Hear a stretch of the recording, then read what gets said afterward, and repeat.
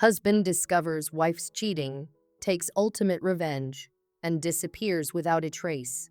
My name's Jim, and this is the story of how my marriage fell apart in the most unexpected and devastating way. Flo, short for Florence, was my wife of over 2 decades. We met in college, and from the moment I saw her, I was smitten. Flo was beautiful, sharp-witted, and had a laugh that could brighten any room. We tied the knot not long after graduation, and our life together followed a familiar path. Kids, a home, and the usual ups and downs of married life. We raised two wonderful kids, Eric, our son, now 21 and working as an electrician, and Patty, our 19-year-old daughter, who was off at a university a couple of hours away. With the kids out of the house, Flo and I looked forward to the next chapter of our lives: retirement, traveling, and someday spoiling our grandchildren. I thought we had a solid marriage. Sure, things had slowed down in the bedroom over the years, but I attributed that to age and familiarity.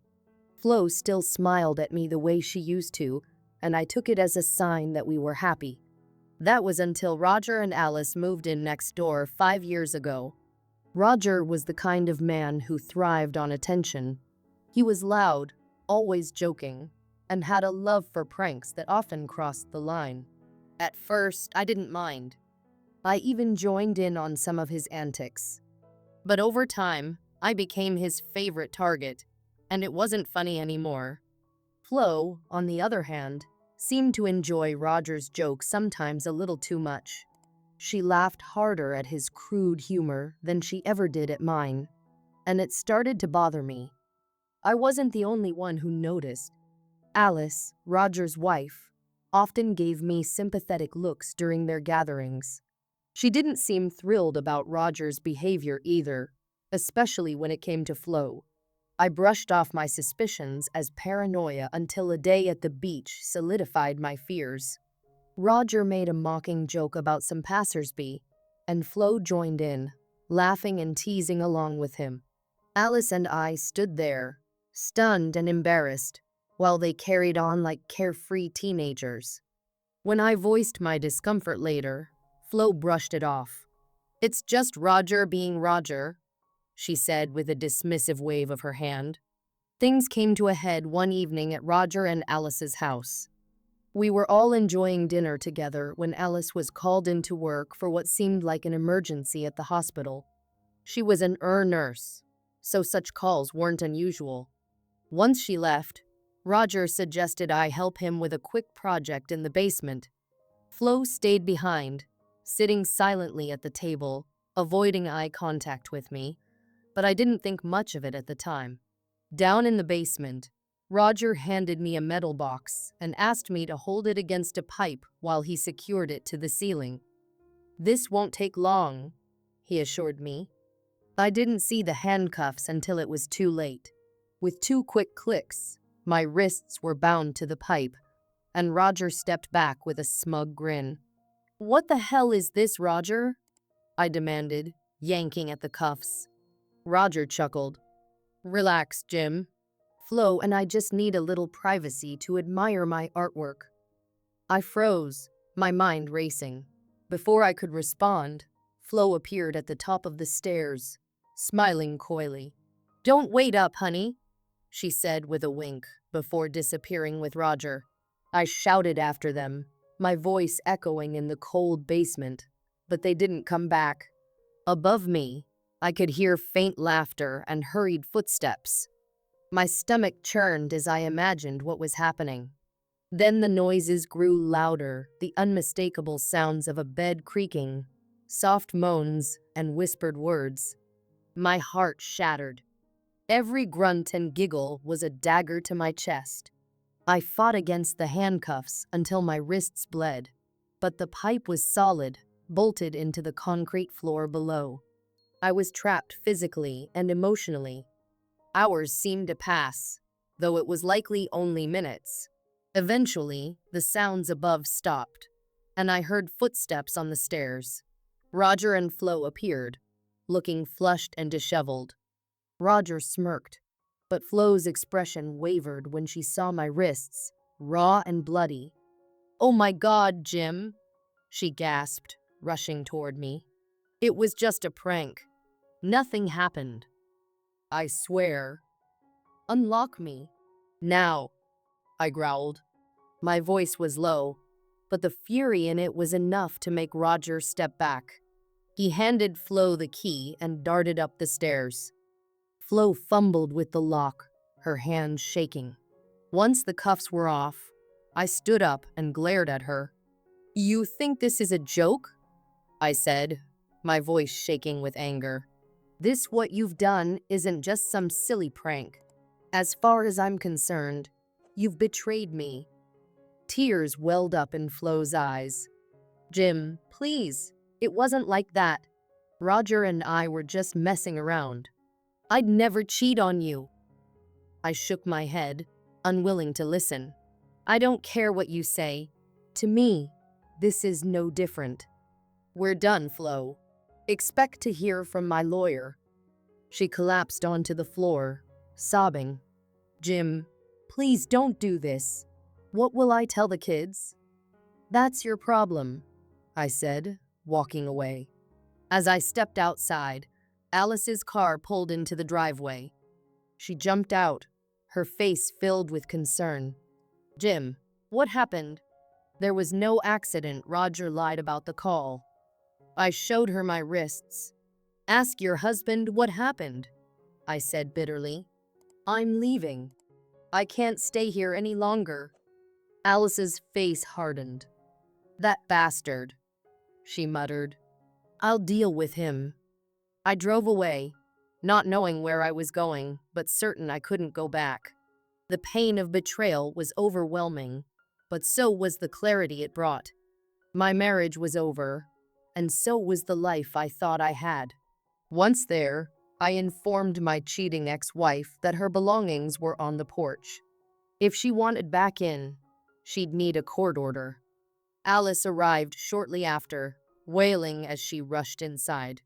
I ignored her distress, climbed into my car, and drove home, my anger simmering. Once there, I cleansed my wrists, applied ointment, and bandaged them methodically before packing Flo's belongings into plastic bags and placing them outside. The phone rang incessantly, but I ignored it, focusing on my tasks. Exhausted, I lay in bed but couldn't sleep. Morning came, and I continued to ignore the phone. By 10 a.m., the doorbell rang.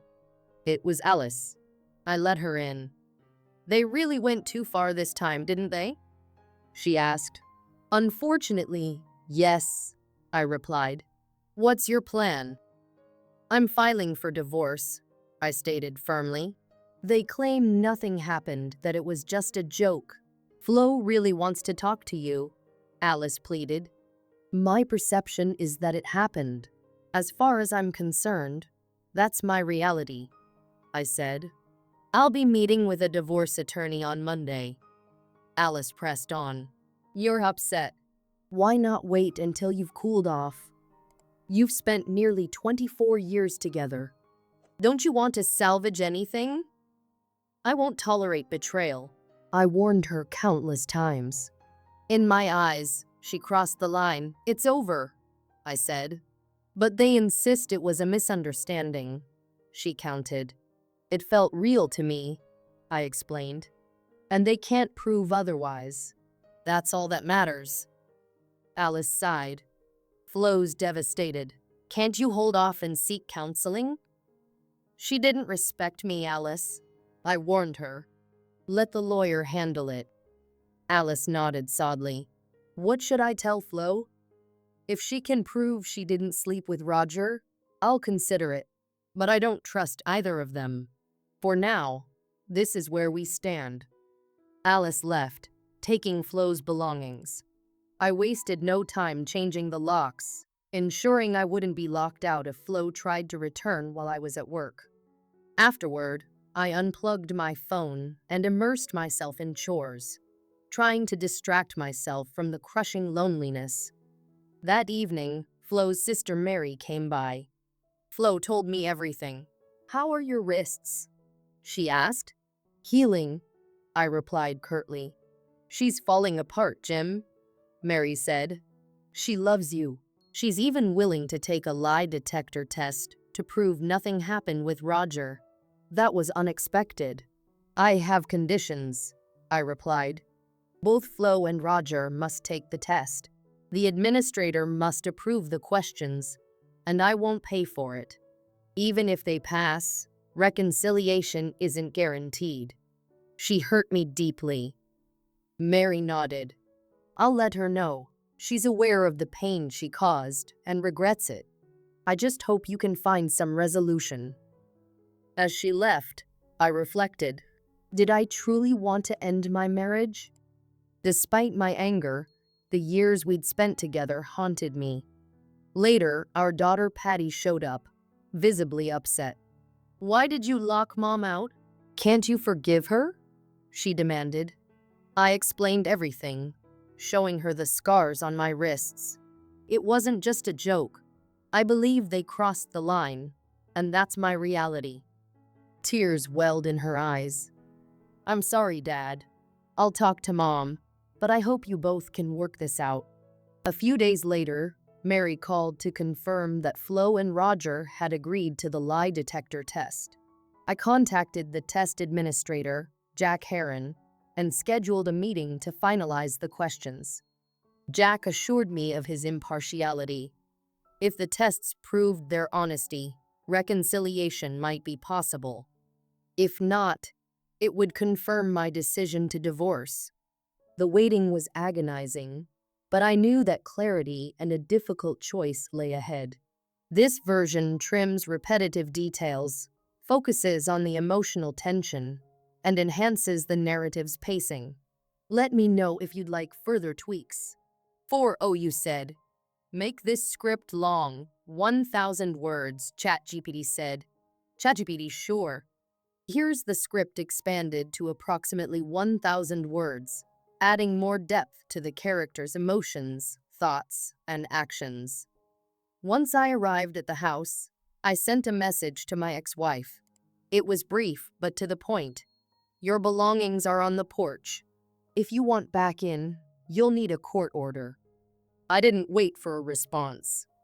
Inside, I methodically cleaned my wrists with antibacterial soap, applied ointment, and bandaged them. The sting of the wounds was nothing compared to the ache in my chest. Flo's betrayal, or at least what I perceived as betrayal, was too much.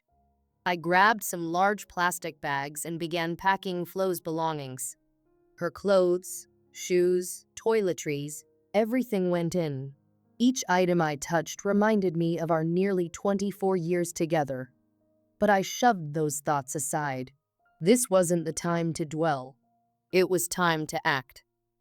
Once the bags were outside, I locked the door, ignoring the phone that had begun ringing incessantly. I knew it was either Flo or someone trying to convince me to talk to her. But I wasn't ready. Instead, I collapsed onto the bed, physically and emotionally drained, yet sleep eluded me. The next morning, the phone was ringing again. I silenced it and forced myself into a routine. A shower, breakfast, and a fresh bandage later, I started to feel slightly more in control. At least until the doorbell rang. Peering through the window, I saw Alice standing on the porch. I let out a deep sigh and opened the door. They really went too far this time, didn't they? Alice asked as she stepped inside, her expression a mix of concern and frustration. Unfortunately, yes, I replied flatly, motioning for her to sit. What's your plan? I'm filing for divorce, I said firmly. Alice's eyebrows shot up. Jim, are you sure? They're saying nothing happened, that it was just another one of their jokes. Joke or not, it crossed a line, I retorted. To me, it felt real, and that's what matters. I've warned Flo before, but she didn't listen. This is the result. Alice hesitated, searching for the right words. You've invested nearly 24 years in this marriage. Don't you think it's worth fighting for? Not when respect is gone, I said, my voice unwavering. If she truly loved and respected me, she wouldn't have pulled something like this. I'm done. She's devastated, Jim. Can't you at least consider counseling? Or wait until you've had time to cool off before making such a drastic decision? I shook my head. No, I've already said my piece. Let the lawyers handle it. Alice sighed heavily. What should I tell Flo? If she can prove she didn't sleep with Roger, I'll consider it. But right now, I don't trust her or him, I replied. Alice nodded reluctantly. I'll let her know. I just hate seeing this happen, Jim. For what it's worth, I'm really sorry.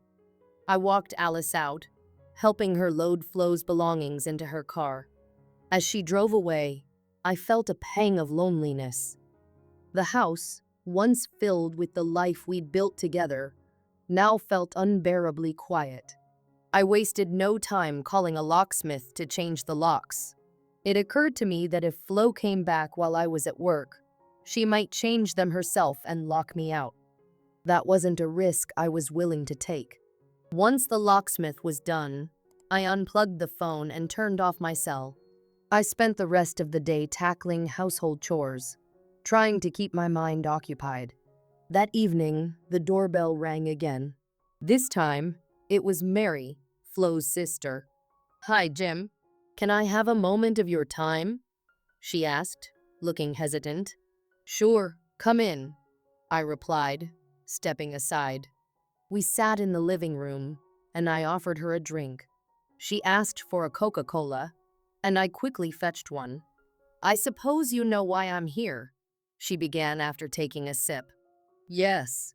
If you're here to plead Flo's case, you're wasting your time, I said bluntly. Mary sighed. Flo told me everything. She loves you, Jim, and she regrets what happened. I remained silent, waiting for her to continue. She's willing to take a lie detector test to prove she didn't sleep with Roger, Mary said cautiously. I leaned back, considering her words. That's an interesting proposition, I said, but I have conditions. Both Flo and Roger must take the test, and I want the administrator to approve the questions. I also won't cover the cost. Even if they pass, reconciliation isn't guaranteed. She hurt me deeply, Mary. Mary nodded. That seems fair. I'll let her know. For what it's worth, I believe her, Jim. I truly do. After Mary left, I poured myself a drink and wandered the house. Memories of our life together played like a movie in my mind. Birthdays, holidays, lazy Sundays on the couch, all of it felt so distant now. A few hours later, the doorbell rang again. This time, it was Patty, our daughter. She was visibly upset. Why are you ignoring calls, Dad? And what's up with the locks? She demanded as she stepped inside. I'm sorry, sweetheart. I needed some space, I said. She crossed her arms. Mom told me what happened. I think you're overreacting. It was just a joke. A joke? I asked, rolling up my sleeves to reveal the scars on my wrists. Does this look like something to joke about? Patty's eyes filled with tears. Dad, I didn't know. I softened my tone. Patty, I've warned your mom before about these pranks. She didn't listen. And this time, it felt real too real. Unless she proves otherwise, I have to trust my perception. Patty nodded slowly. I'm sorry, Dad.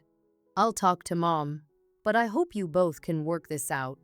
A couple of days later, Mary called to inform me that Flo and Roger had agreed to my terms for the lie detector test.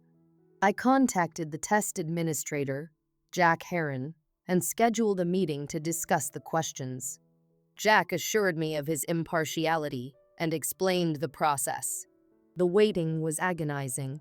I replayed every moment of that horrible day in my mind, questioning whether I was making the right decision.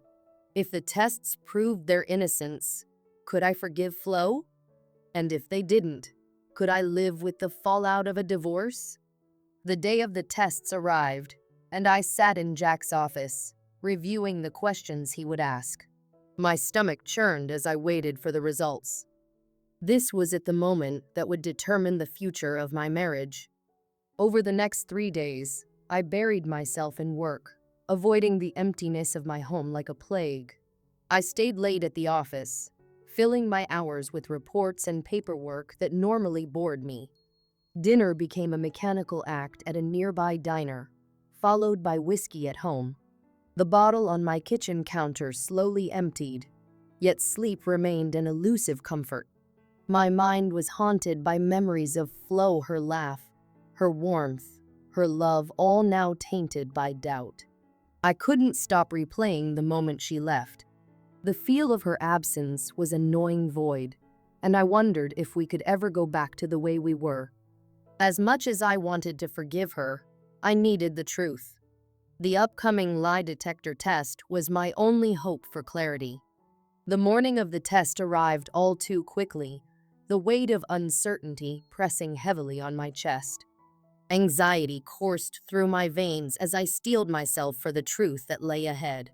If Flo and Roger were cleared, I was prepared to move forward, but only if Flo swore to end the pranks and thoughtless behavior. My heart ached for her, but my pride demanded guarantees. That fragile hope crumbled when my phone rang at 11 o'clock. "It's Alice." Her voice trembled. "I found something. Roger's at the testing center, but you need to come over now." Her tone sent a chill down my spine. Without hesitation, I grabbed my keys and headed next door. The tension in Alice's home was palpable. I found her in the office, seated at her computer, her face grim. "Jim," she said, gesturing to the screen. "You need to see this." I leaned over her shoulder as she opened the browser. "Roger's been acting strange since Tuesday," she explained. "I caught him minimizing his screen twice, and he's been taking phone calls outside. One of them was with Flo." The browser history confirmed her suspicions. My heart sank as the search results filled the screen. How to beat a lie detector test. 4 different searches. Together, we clicked through the articles and forums, each revelation landing like a gut punch. Roger had cheated. We moved to the living room, our conversation heavy with disbelief. "What's his endgame?" Alice asked, her voice strained. "If he's lying about this, what else is he hiding?" Before I could answer, the sound of Roger's car pulling into the driveway cut through the tension. Alice's expression hardened as the door opened. Roger walked in, his demeanor casual. "Hey," he greeted, oblivious to the storm brewing. I decided to test him. "Roger, I believe you passed the test," I said evenly. "If you and Flo promise no more stunts, I'm willing to let bygones be bygones." Relief swept over his face as he eagerly extended a hand. But instead of shaking it, I planted my foot firmly on his shoe. His scream pierced the air as he collapsed onto the couch, clawing at his foot. Blood seeped through his sock as he finally yanked it off, revealing a makeshift device, a nail embedded in the sole. "You used this to manipulate the test, didn't you?" I demanded coldly. Roger's face crumpled. "Yes," he admitted hoarsely. "And I showed Flo how to do it too. But it's not what you think." "Then explain," Alice snapped. Roger hesitated, then muttered. "We weren't fooling around. We were. Jumping on the bed." I scoffed. "That's your excuse." He winced. "It was stupid. We were both fully clothed. Nothing happened, I swear." "Enough." Alice's voice cut through his excuses. "Clean up your mess and leave. I need time to think." As Roger limped out, I sent Flo a text. "Remove the nail from your shoe and come to Alice's house." Roger is going to show us a video. Flo arrived 30 minutes later, accompanied by her sister Mary. She looked disheveled, her makeup smudged, her eyes swollen from crying. "She's been a wreck," Mary said. Roger returned with his laptop. The room fell silent as he connected it to the TV. "This will clear everything up," he said, his voice barely audible. The video played, showing Roger and Flo laughing and bouncing on a bed. Relief gave way to dread as their playful gestures turned intimate. I shut my eyes, but the sounds were enough to shatter me. When the screen went black, Alice broke the silence. "This video is fake," she hissed. Roger flinched. "It's not. Look at the sunlight through the window," she snapped. "That window doesn't get sunlight until the afternoon. This was staged." Her words landed like a thunderclap. Roger stammered, but the truth was written all over his face. Flo finally spoke, her voice trembling. "Jim, I didn't mean for this." "Stop," I said sharply. "Just stop." 24 years of marriage unraveled in that moment. Flo's tears couldn't undo the damage. Alice turned to Roger, her voice icy. "Get out." As Roger limped away, I stood. "Flo, we're done. I can't do this anymore." Her sobs followed me out the door, but I didn't look back. Weeks later, as Alice and I sifted through evidence for our divorces, the true depth of their deceit emerged. This wasn't just betrayal, it was calculated cruelty. Flo wrote me a letter, begging for forgiveness. But I knew I could never trust her again. In the aftermath, Alice and I found solace in each other's support, though the scars ran too deep for anything more. Roger and Flo faded into the background of our lives, their schemes reduced to bitter memories. For the first time in years, I felt free not just from betrayal, but from the illusions that had bound me. Life after betrayal isn't just about survival, it's about rediscovering hope. That was our story. If you enjoyed it, don't forget to give it a thumbs up, share it with your friends, and subscribe to our channel. Also, hit the bell icon so you never miss an update from us. Your support motivates us to create more amazing stories. See you in the next video. Take care and stay happy.